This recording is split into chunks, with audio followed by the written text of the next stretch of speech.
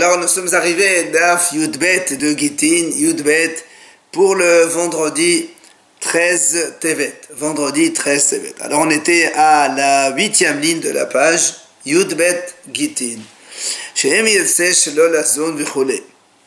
On avait dit donc dans la Mishnah que selon Chachamim, lorsqu'un homme il donne un get shehrud, par rapport à sa mahlak avec Rabbi Meir, quand un homme il donne un get shehrud, un acte de libération à son esclave, Chachamim disent il ne peut plus revenir. Pourquoi? Parce que c'est un avantage pour l'esclave d'être libéré. Pourquoi on a dit c'est un avantage? Chez Emir, c'est la Mishnah dit si le maître veut ne pas nourrir son esclave, il peut.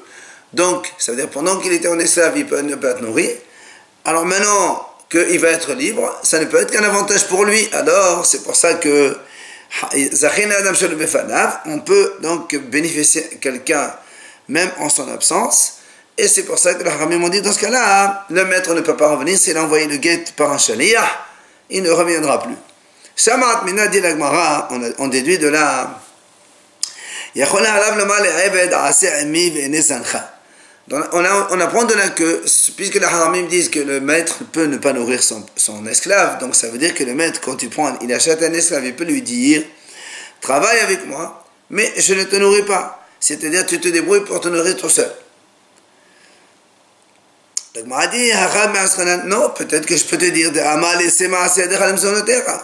il dit peut-être que le maître, peut-être que c'est pas sûr que le maître il a le droit de dire à un esclave je t'achète, tu travailles pour moi, mais pour manger tu te débrouilles tout seul.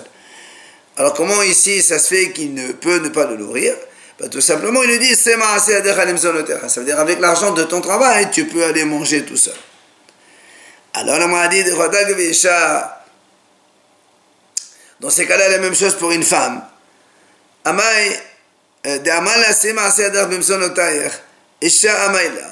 Pourquoi alors tu dis pour la femme il ne peut pas lui dire cela? La femme aussi, non mais le mari il peut lui dire. Voilà, normalement le mari quand il se marie avec une femme il s'engage à la nourrir, mais d'un autre côté le travail, les fruits du travail de la femme ils vont chez lui. Et donc nous on sait que le mari peut dire à sa femme le travail donc que tu fais tu l'utilises pour te nourrir, et donc moi je ne suis pas obligé de te nourrir. Alors pourquoi pour la femme, selon le Haramim, c'est différent? Alors dis-moi, parce que la femme n'a pas assez. Même si elle travaille un petit peu, donc ça ne va pas suffire pour la nourrir. Donc le mari a l'obligation de la nourrir. Alors moi, un esclave aussi, il peut travailler, mais ce n'est pas suffisant pour qu'il mange. Alors on m'a dit il dit si un esclave le fruit de son travail n'arrive même pas à le nourrir, alors qui c'est qui va l'acheter? Qui c'est qui va demander un esclave pareil? Donc ça ne peut pas exister chez un esclave. Tashma Nagman ramène ici une braïta qui dit Aïbet Shigala le Miklat. Si maintenant un homme il avait un esclave, l'esclave il a tué de façon involontaire, comme nous on sait, celui qui tue de façon involontaire, il va dans les villes de refuge. Il va donc se réveiller, il va être exilé dans les villes de refuge. La Braïta dit, son maître n'a pas l'obligation de le nourrir. Mais non, pas seulement qu'il n'a pas l'obligation de le nourrir, ce qui travaille, le fruit de son travail va à son maître. Alors on m'a dit, d'après cette braïta, donc tu vois bien qu'ici, puisqu'il lui dit, d'abord, il ne doit pas nourrir, et en plus, le Maasé ils sont au maître, donc ça veut dire que le maître, il peut dire à un esclave, travaille pour moi, et moi je te nourris pas. Alors il m'a dit, alors il dit la même chose ici aussi, on peut dire, que le maître, il lui a dit, le fruit de ton travail, ce sera pour manger. Alors pourquoi on a dit ici le fruit de son travail va son maître? Si tu parles que le maître il a dit à l'esclave le fruit de ton travail tu vas manger avec, alors pourquoi on a dit, la prêtre a dit Maaseh Adam le labo? La Gemara répond les hadafa. Ça veut dire quoi? Ça veut dire que si l'esclave quand il a mangé il lui reste un peu d'argent de fruit de ton travail, ça, il va aller à son maître. Alors le m'a dit, Hadafa Pshit. Il m'a dit, ben alors qu'est-ce que tu m'apprends? C'est évident.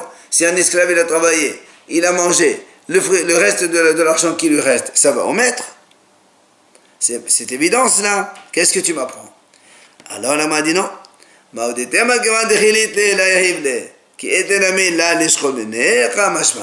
non, parce que j'aurais pu penser. Puisque quand l'esclave, il n'a pas, comme on a dit maintenant, le maître ne doit pas lui donner. Lorsque l'esclave n'a pas de quoi manger, on a dit donc, et le maître n'est pas obligé de le donner. Alors on va dire la même chose quand il a plus. Il se le garde pour lui. On te dit, on t'apprend que non, on a hardafa, s'il reste en plus, ça va au maître. Alors, il m'a posé une question. Pourquoi la Braïta, elle a pris le sujet d'un esclave qui a tué, qui a été donc dans une ville de refuge? Elle peut prendre un exemple d'un esclave tout simple, à qui le maître dit, va travailler pour toi-même. Mais on nous a enseigné que la hardafa, ça va pour le maître. Alors, là, il m'a dit non. On a hidouche ici quoi. Ça, quand on dit puisque dans les villes de refuge, la Torah dit il vivra et toi donc tu vas dire que le maître il sera peut-être obligé de le nourrir.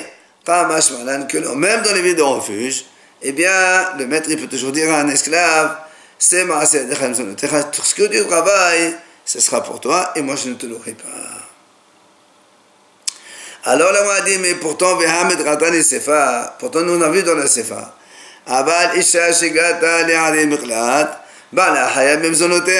mais une femme, dans la Sefa de cette Braïta, c'est marqué, mais si c'est une femme qui a tué de façon volontaire et qu'elle a été dans une ville de refuge, son mari, il doit la nourrir.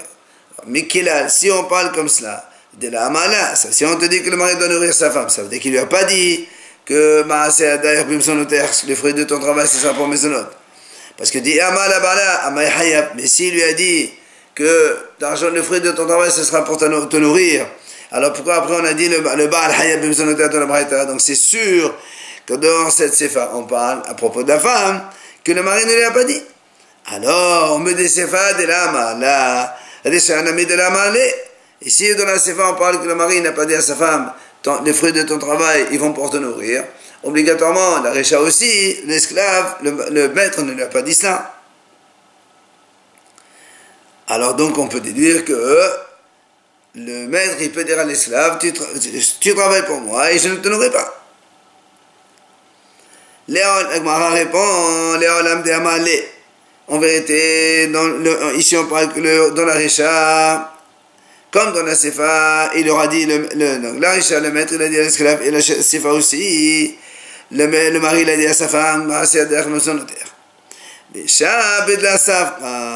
et que la femme, elle n'a pas assez, c'est-à-dire elle a travaillé, elle n'a pas assez, c'est dur que le mari, c'est pour ça que la Braïta a dit que le mari est obligé de la nourrir. Alors le mari dit,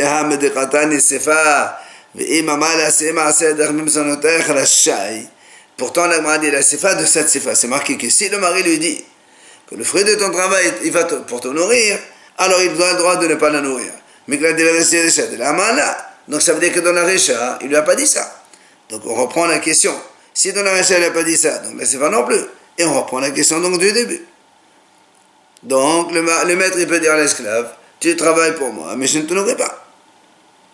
Alors il m'a dit non. Hachiqa Amar, en vérité, dans les deux cas,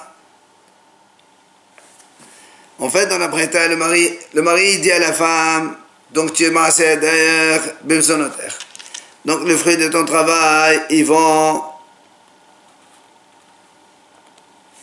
pour te nourrir. Si tu n'as pas assez, là, hayab alah le bimsonoter. Maintenant, le mari dit, mais ça peut ici maintenant, elle a assez avec le fruit de son travail pour se nourrir. Si maintenant elle a de quoi manger et le mari a dit le fruit de ton travail pour ta nourriture, alors dans ces cas-là il a le droit et ne peut ne pas lui donner à manger. Alors il m'a dit mais qu'est-ce que tu m'apprends de plus? Si le mari dit à sa femme que le fruit de ton travail, ils vont pour te nourrir. Donc moi, je ne suis pas obligé de te donner à manger. Et effectivement, ce qu'elle travaille, ça lui ramène de quoi manger. Alors qu'est-ce que tu m'apprends que le mari n'est pas obligé de la donner? C'est évident. Elle m'a dit non. Elle m'a dit non. Étant donné que cette femme-là, elle est dans une ville de refuge. Et nous, on sait que l'honneur de la femme d'Israël et de la fille d'Israël, c'est d'être chez eux, de ne pas trop sortir. Donc là-bas, dans la ville de refuge, la femme, personne ne la connaît, alors on ne va pas lui amener de travail. Alors on va dire là-bas, le mari est obligé de la donner à manger. Et il ne peut pas lui dire cela. Bien l'Agma a dit non, que même là-bas, le mari peut dire à sa femme que c'est Emma Seder, travaille, et le fruit de ton travail, tu mangeras avec. Et si te manquera, après je te rajouterai. Alors l'Agma a dit, et est-ce qu'on va dire, cela, c'est une mahlok de Tanaïm, donc que le mari, il peut dire à sa femme, ou que plutôt le maître, il peut dire à son esclave, oui ou non, il peut le nourrir avec ou sans travailler, c'est une mahlok de Tanaïm. En effet, on a vu, mahlok et Rabban Shimon Gamliel Omer, Yachol ha'ev doman elabo, bishne basoret, o paneseni, o hosean el-hirut. Rabban Gamliel dit comme ça, dans les années de famine, un esclave, il peut dire à son maître, soit tu me nourris, soit tu me libères. Alors que Hachamim Omrim, Hachamim disent non. Ashut biad rabo. Hachamim disent non, le maître il fait ce qu'il veut, soit il peut le garder, soit il peut ne pas lui donner à manger. Alors la m'a dit, n'est-ce pas, c'est quoi le mahlok entre Rabban Shimon Gamliel et le Hachamim? Là où Behaq, n'est-ce pas que c'est là le mahlok entre les deux? Moi ça va, yachot. Les Hachamim ils disent, le maître il peut dire à son esclave, travaille et je ne te nourris pas. C'est pour ça, il fait ce qu'il veut. On a dit à Ashut biad rabo. Alors que Rabban Shimon Gamliel Omer, c'est pour ça que Rabban Shimon Gamliel lui dit, le maître ne peut pas dire à son esclave, travaille pour moi et je ne te nourris pas. Parce que sinon, comme on a dit, l'esclave peut lui dire, fais-moi sortir libre. Donc, tu vois, mais c'est une mahlok de Tanaïm. Alors, la Gemara dit, comment tu peux expliquer comme ça la mahlok, que la propriétaire parle de ça? Parce que, alors, pourquoi tu dis, dans la propriétaire c'est marqué, l'esclave il peut dire, selon Rabban Shimon Gamliel, ou tu me nourris, ou tu me libères. Normalement, c'est pas comme ça qu'il faut dire. Il faut lui dire, ou tu me nourris, ou tu me donnes la nourriture, par le fruit de mon travail. Et pourquoi la propriétaire est obligée de dire qu'on est en cas de famine? Famine ou pas famine, c'est pareil. C'est pour ça que l'Agma a dit non, elle, en vérité, dans les deux, donc aussi bien la Hachamim que tous les deux pensent que Amal ne sait le maître, il a dit à son serviteur, tu travailles, est-ce que tu travailles, tu manges avec? Et ici, étant donné qu'il y a des années de famille, le séparé n'a pas assez. Donc le serviteur n'a pas pu avoir donc la totalité de quoi manger.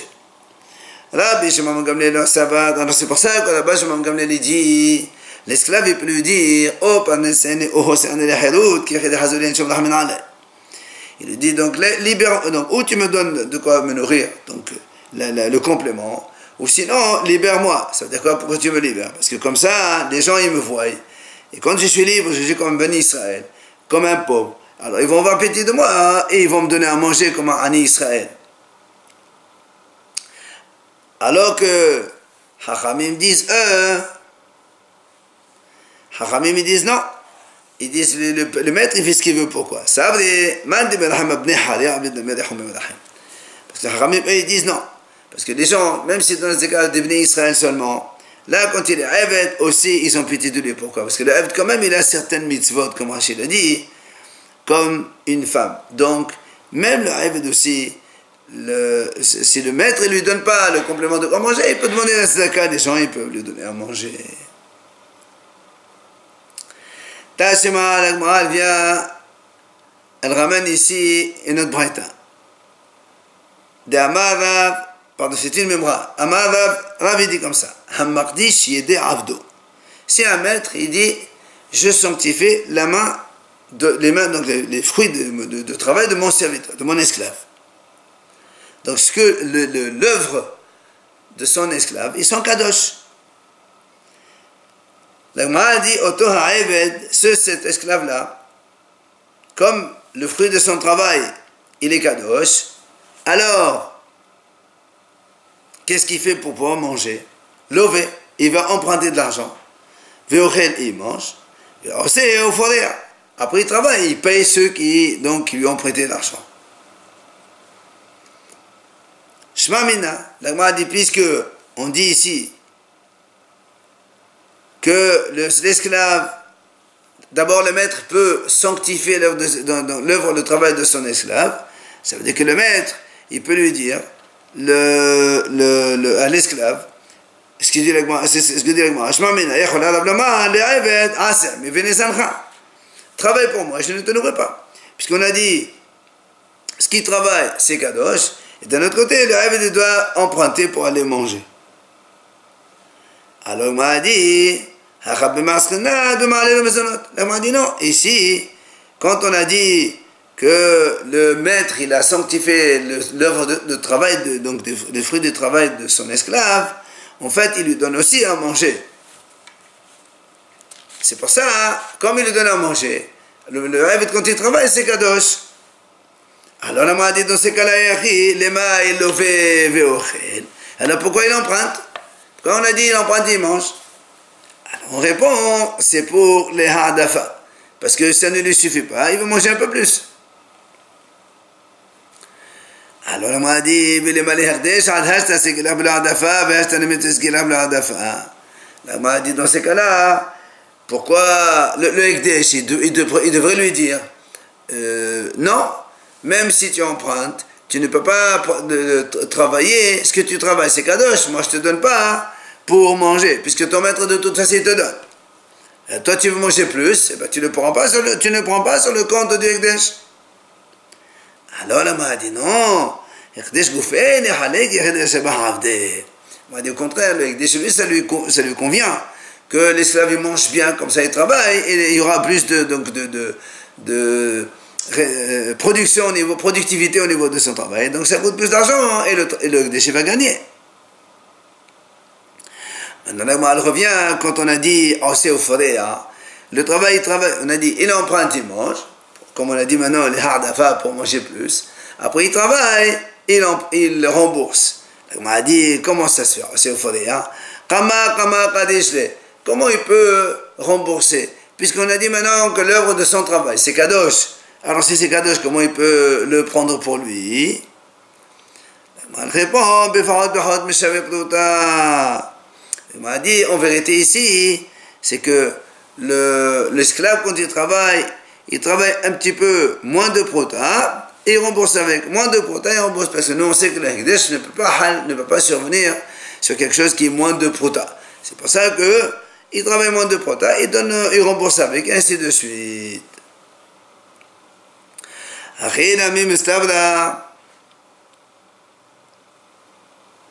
C'est pour ça que l'Agma a dit, c'est logique d'ailleurs, ce qu'on a dit nous que quand on a prouvé que Rav il a dit assez amé venez travaille avec moi mais je te nourris pas, il a dit d'Amar Rav on a vu dans une autre memra, un autre enseignement de Rav. d'Amar Rav hamakdish yedei avdo Oto ha'eved oseh ve'ochel. Rav il a dit comme ça, si un maître il sanctifie l'œuvre de travail de son esclave, l'esclave il travaille, il mange. Parce que parce que s'il ne peut pas travailler lui, qui va travailler pour lui? Comment il peut ne pas si il ne mange pas lui le fruit de son travail, comment il va manger? Qui va le faire pour lui? Alors maintenant on a ces deux enseignements de Rav. Elle développe. Et si tu me dis, ça va bien. La première, donc le premier enseignement de Rav tout à l'heure, quand on a dit celui qui sanctifie l'œuvre de travail de son esclave, l'esclave lové, veochel, veosé au foréa, donc il emprunte, il mange, etc. Là-bas on parle, le maître, il lui a donné à manger. Donc il ne peut pas lui dire, travaille, je te donne pas à manger. Et cela ici, quand on a dit on parle ici, donc, deuxième enseignement de Rav, que le maître, il ne lui donne pas à manger. Chapitre, je comprends bien les deux enseignements de Rav. Mais si tu me dis l'autre, on parle dans le cas où la première, c'est-à-dire le maître ne lui donne pas de quoi manger. Et il peut lui dire, travaille pour moi et je ne te donne pas à manger. Et la abda même pas l'ahlé. Comment ça se fait qu'ici il dit s'il ne travaille pas, qu'ici il travaille pour lui? Celui qui veut, il travaille, il lui donne à manger. Et là, donc on est obligé de dire ici chez nous, dans le deuxième cas, le maître, pardon, dans le premier enseignement de Rav, quand on a dit l'esclave, il emprunte, il mange, là-bas, et noyachol, il ne peut pas lui dire travaille et je ne te nourris pas. Tashema, l'agmal ramène encore. De Amar Rabbi Yohanan. Rabbi Yohanan il dit comme ça.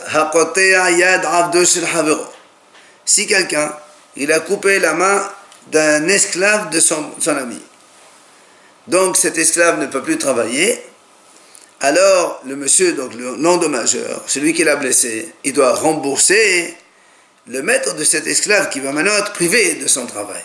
Qu'est-ce qu'il lui donne? Il dit Rabbi Yohanan, noten shifto ufuato le rabot.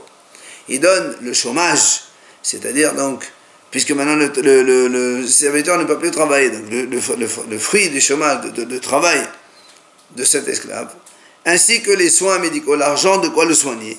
Il donne tout ça, les rabots à son maître. Et cet esclave, nizon menasedaka, il va aller se nourrir de la tzedaka. Shema Mina dit l'Agmara, on déduit de là, puisque le fruit du travail de nos maîtres et le Eved ne mange pas de cela, il doit manger de sa tzedaka. Donc on déduit de là que le maître peut dire à l'esclave, tu travailles pour moi et je ne te nourris pas. Alors l'Agmara repousse et dit non. L'Agmara dit non, ici on parle que le maître il le nourrit à cet esclave. Alors, m'a dit, alors pourquoi il y a marqué dans ce qu'il a dit Rav, il y a marqué que Nizon men tzedaka. Si le maître il le nourrit, pourquoi il va aller dans la tzedaka? Alors, m'a dit, les hadafa, c'est pour le surplus. Comme le maître il lui donne, mais c'est pas assez, lui il va continuer à manger, c'est la tzedaka. Alors, m'a dit, Nizon, mais pas nesmevene. Pourquoi tu dis Nizon? Nizon, ça veut dire qu'il est nourri. Mais pas nes, un peu plus.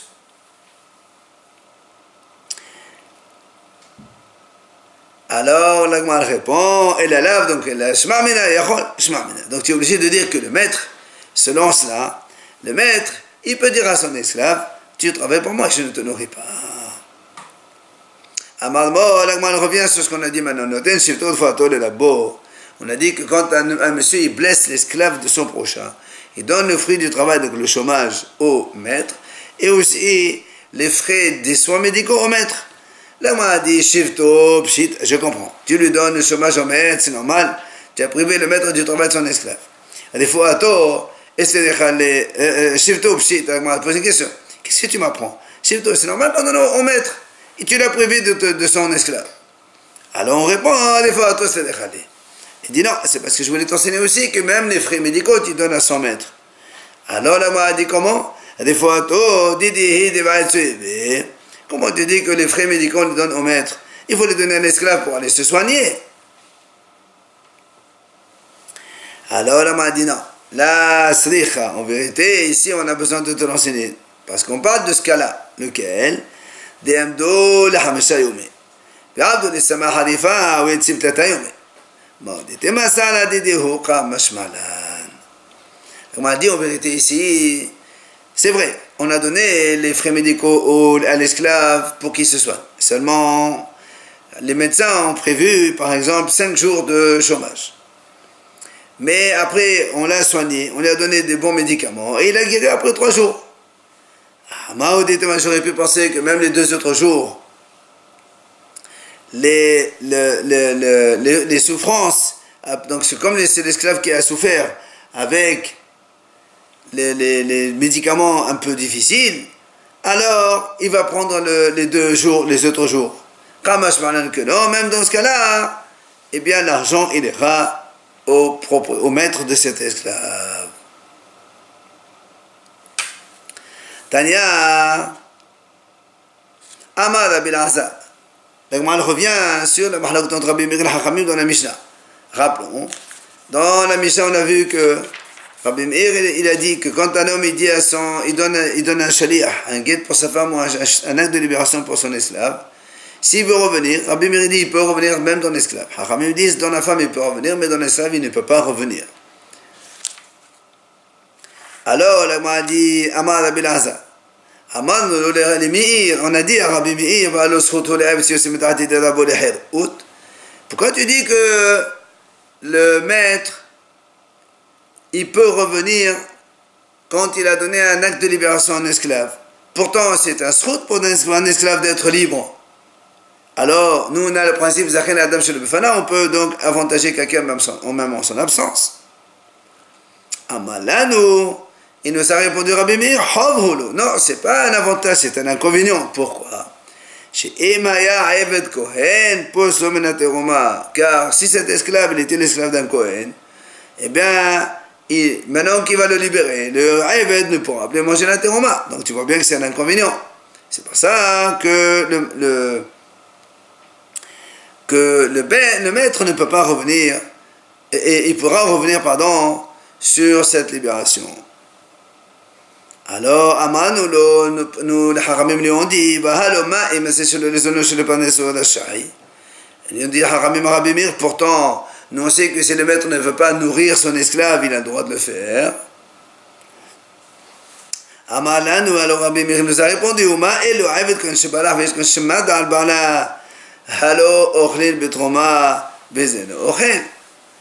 alors il leur a dit Rabbi Meir, pourtant, si un esclave d'un Kohen, il s'enfuit, ou la femme d'un Kohen qui se révolte contre son mari, tu vois bien que cela, il continue quand même à manger la trauma. Par contre, celui-là, si tu le libères, il ne peut plus manger la trauma. Avalisha, Hovhula, mais une femme, c'est un inconvénient pour elle quand il a divorce. Parce que d'un côté, d'une part, il va donc l'empêcher de manger la trauma quand elle est mariée avec un Kohen. Et deuxièmement, on a dit donc dans la Mishnah que le mari a l'obligation de nourrir sa femme. Et donc, si il la divorce, c'est un inconvénient pour elle. C'est pour ça que s'il veut revenir, le mari, il a le droit donc de revenir. Alors, la Gemara a dit, qu'est-ce que les Haramim ont dit à Rabbi Meir et qu'est-ce qu'il leur a répondu? Parce que nous on a vu au début, ils ont dit si l'esclave, Haramim ont dit à Rabbi Meir, l'esclave c'est un avantage pour lui d'être libre. Et Rabbi Meir leur répond non, et si il est libre, il ne peut plus manger la trauma. Alors, qu'est-ce qu'il leur répond à Rabbi Meir? Non, Haramim lui disent, mais pourtant le maître il peut ne pas le nourrir. Alors lui il leur a dit, mais s'il s'enfuit, etc. Et quel est le lien entre les deux? Alors on a dit non, en fait Rabbi Meir leur répond comme ça. Vous m'avez répondu sur le maisonnot. C'est vrai que le maître il peut dire à son esclave, je ne te nourris pas. Qu'est-ce que vous allez me répondre sur la trauma? Donc tu vois bien que c'est un inconvénient pour lui. Et donc, comme c'est un inconvénient pour lui, le maître il peut aussi revenir sur la libération. Mais si tu me dites, si vous me dites non, parce que le maître il peut très bien lui jeter l'acte de libération, et il rend quand même personne de la trauma, il n'a pas besoin de son accord pour ça. Alors, Rabbi Meir leur répond, l'esclave aussi, il pourra s'enfuir. Il ne peut être à disposition de son maître pour ne pas avoir ce qu'il a, donc il pourra toujours manger la teroma. Donc tu vois bien que c'est un inconvénient quand il le libère. Et donc, alors que le Eved Kohen qui s'enfuit et la femme Kohen, quand elle se révolte contre son mari, il continue à manger la trauma. Mais celui-là, s'il a le guet, il ne peut plus manger la Touma. Donc tu vois bien que c'est un inconvénient pour lui. Alors, l'Agma dit, effectivement, alors Rabbi Meir, il a raison, c'est une bonne réponse qu'il a donnée au Hachamim.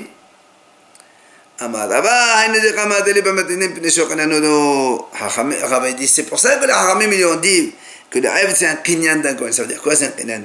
En fait, les Hachamim voulaient dire Rabbi Meir, toi tu dis que il va le faire perdre la trauma en sortant de là. Mais en vérité, c'est pas vrai, parce que des Ebaï, Shakil facile.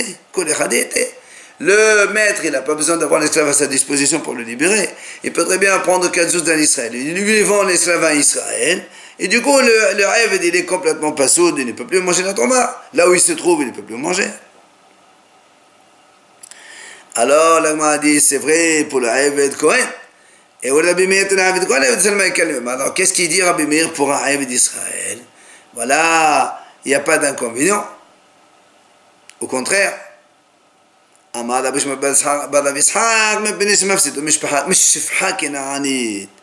dit Rabbi Shmuel, malgré tout, selon Rabbi Meir, quand on libère l'esclave, même Israël, le maître, libère son esclave, c'est un inconvénient parce que l'esclave, il ne pourra plus, quand il devient libre, il ne pourra plus épouser une servante, une esclave, goy. Alors, on m'a dit, au contraire, c'est mieux quand il est libre, il peut épouser qu'une fille d'Israël, c'est encore mieux. Alors on m'a dit non.